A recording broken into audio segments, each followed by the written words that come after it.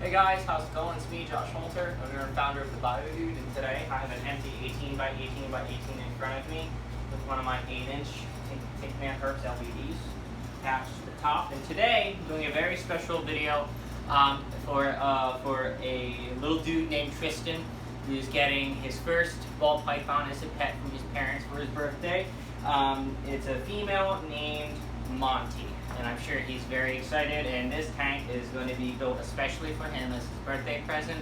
So Tristan, I hope you enjoy part of your birthday present from your parents. You have awesome parents. I wish my parents would have got me something like this when I was really little. I had to beg and beg.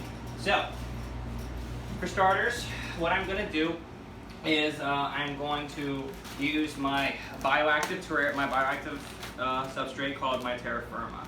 And what my Terra Firma is going to do is it's going to stay dry at the top, but moist in the middle and bottom layers, so it helps your ball python thermoregulate, hydrate, maintain that high humidity that they require while feeling secure in the dens and burrows that they themselves are able to make, which the Firma maintains and helps them create.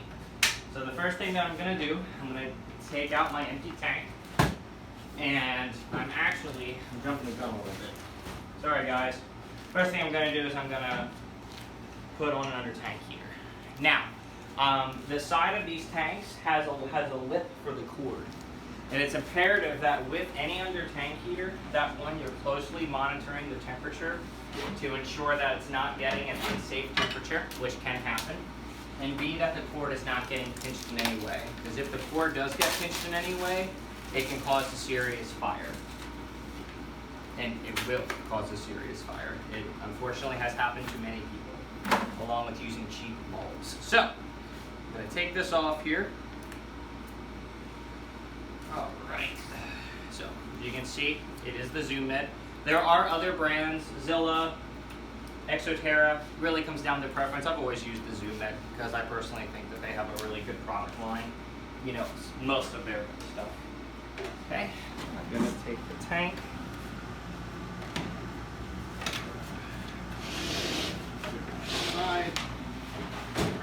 This, okay. And I'm going to have the cord go this way. I'm going to have it in the back.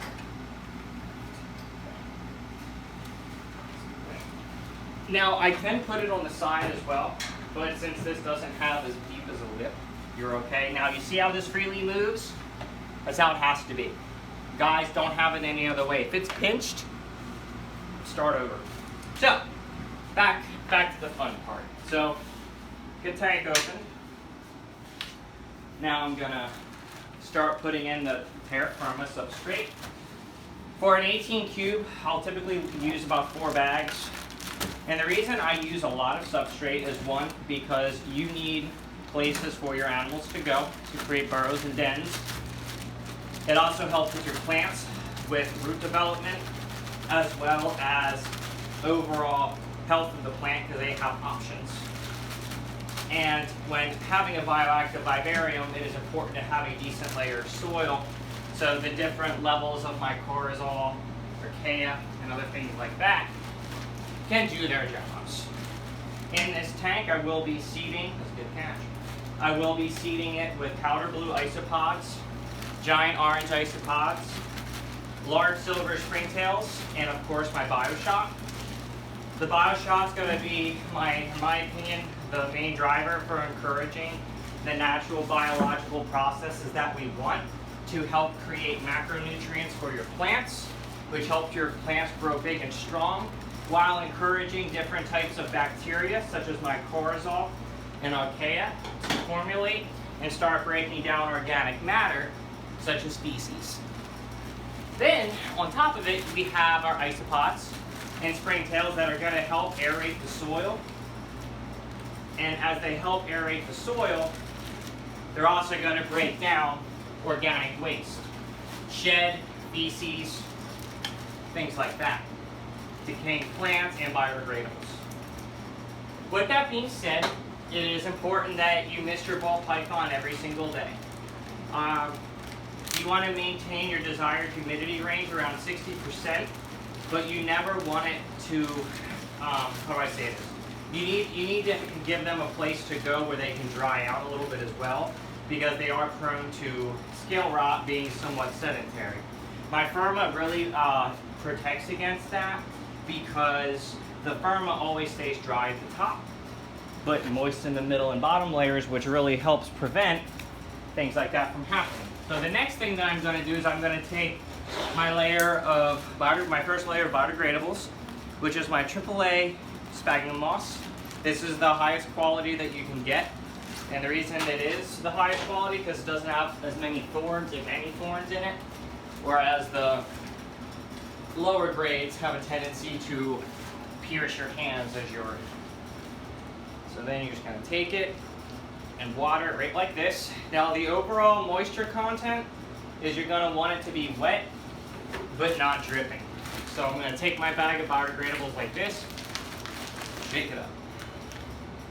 Gets it pretty evenly distributed. Now since my heat pad is on this side, that's where I'm going to concentrate a lot of my moss directly mixed in with the substrate. And the reason I'm doing that is because that's going to help create humidity pockets. And humidity pockets with humidity-loving snakes, which ball pythons are, helps with, like I said before, it helps with hydration, it helps with shedding, and it helps with respiration. 3 key components keeping a ball python happy as well as feeling secure. Ball pythons feeling and having a sense of security is one of the most important factors when you're constructing your vivarium for them, and I'm going to show you guys some ways that you can ensure that you're doing that. So as you can see, I have this mixed in pretty nicely with a little bit more concentrated on one side. So you can see that there's a lot of substrate in here, and that's how it should be. Don't be afraid to give them a nice 5, 6, 8-inch layer because they're going to love it. And then furthermore, as the tank progresses, the soil levels are going to change. That's just how it works.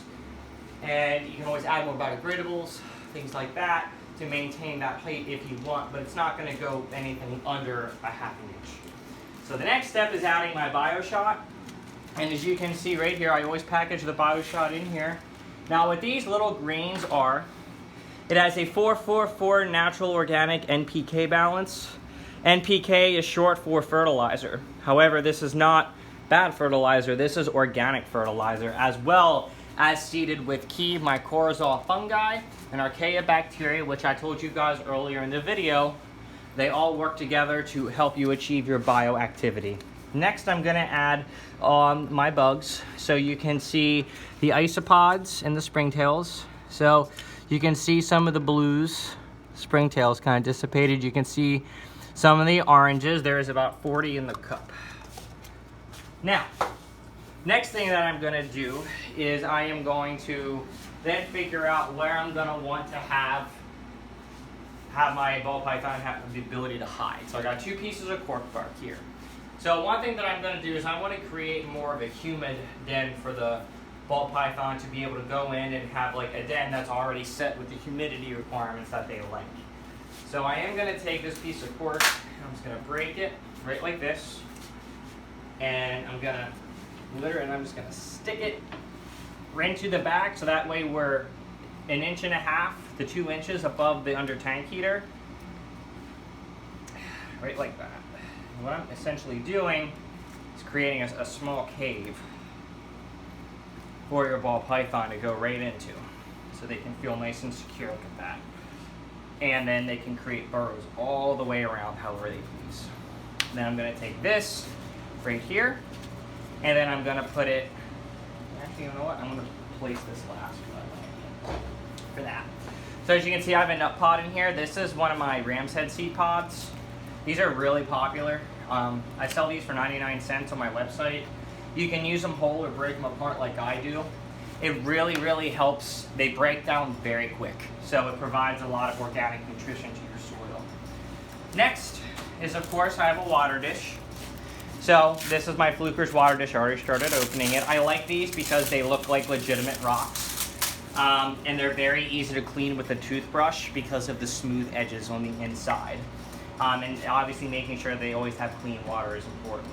So I'm going to put my water dish right there at the very front, so it's easy to get to and easy to pull.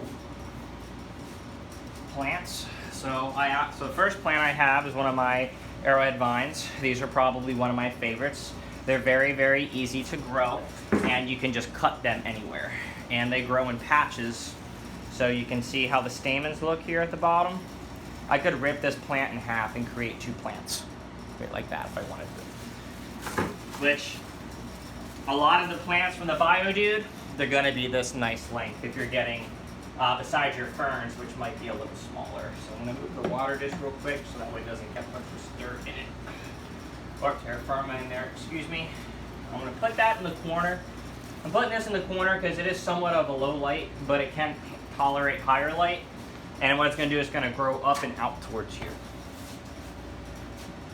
And got a piece of grapevine. I'm gonna put it in here.